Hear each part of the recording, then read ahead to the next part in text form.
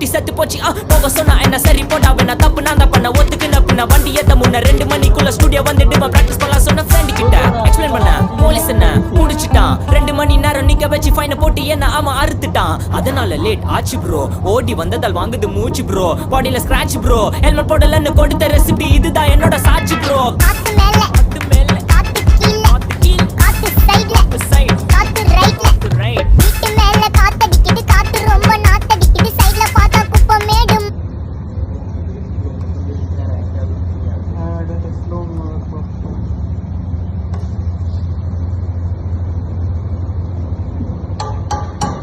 ওকে বাকিটা আমরা আছি